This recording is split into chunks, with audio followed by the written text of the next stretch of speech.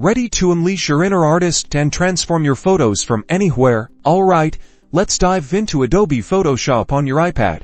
A powerful creative tool in the palm of your hand. First, open the Photoshop app. You will immediately be greeted by its clean and intuitive interface. On the home screen, you'll find the Create New and Open buttons. Tap Open to access and select a photo from your iPad's photo library or cloud storage, or create something new for a blank canvas. Once your image is open, let's explore the tools. The left side hosts your primary tools, such as the selection tools for isolating parts of your image, the crop tool for image adjustments, and the brush and eraser tools for detailed edits and cleaning, just to name a few.